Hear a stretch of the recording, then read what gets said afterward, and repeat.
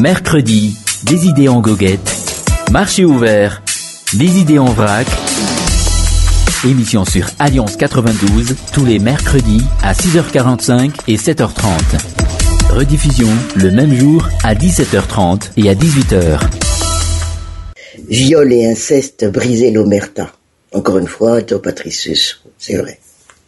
Et les idées en goguette le confirment. Un fait divers banal pour les uns, une ignominie pour d'autres. Évidemment, il y a ceux qui ne se sentent pas concernés tant que ça n'arrive qu'aux autres. Le fait est que ces derniers temps, c'est devenu de plus en plus courant. C'est peut-être à cause, ou grâce, c'est selon, mais le fait est que ça soit à travers les réseaux sociaux ou dans les journaux, le cas de viol et de l'inceste est devenu banal. Il ne se passe pas une semaine sans que l'on entende un cas dans les médias. Et pas plus tard qu'hier, un octogénaire aurait violé une jeune fille de 13 ans. Une semaine auparavant, la publication de la photo d'une jeune fille qui avait déjà subi un viol par l'un de ses proches sous couvert d'une action sociale avait provoqué un tollé sur la toile avant que l'initiateur de la publication se ravise. Ahurissant. Vraiment ahurissant. Et face à l'ampleur du phénomène, certaines ONG vont en tout cas jusqu'à parler de culture. Qu'en est-il exactement? Il est indiscutablement hasardeux de trouver des réponses en quelques lignes. Des enquêtes approfondies, des études devraient mener à des résultats concrets. Et, au fait, Joe Patricius, comment se fait-il que le phénomène existe encore à l'heure actuelle alors que, en principe, tout se sait à travers les nouvelles technologies? Ou encore, Joe Patricius, comment tel ou tel individu en arrive à commettre l'irréparable au sein même de sa famille? Comment peut-on encore pardonner à des personnes auteurs de ces actes? Est-ce que le fait de rendre la loi plus contraignante à cet effet, sachant que la peine de mort n'existe plus, serait la solution idoine?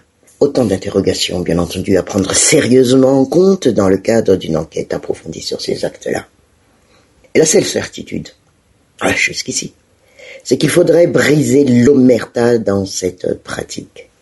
En effet, dans certaines localités, pas forcément là où on vit, l'afternoon, comme on dit, ces cas existent, mais que les pourparlers entre les familles et parents des victimes entérinent ce qui devrait être réglé qu'au niveau de la justice, les langues hésitent encore à se délier. Et sur le moment, cela pourrait marcher, mais pas sur le long terme. Pour cause, cette pratique laisse des traces. Il suffit d'écouter attentivement les victimes pour le comprendre. Des années, des mois après, et même durant toute la vie, les victimes continuent toujours d'en souffrir. On s'en souvient, dans une enquête faite, c'était en 2019, par rapport à ces pratiques de viol et de l'inceste, l'association Nifnakang avait déjà signalé que 61% des violences envers les femmes sont des viols et agressions sexuelles, et que 29,5% des cas de viol ont abouti à une grossesse, et 39,5% des violés ont avorté. Des violés ont avorté.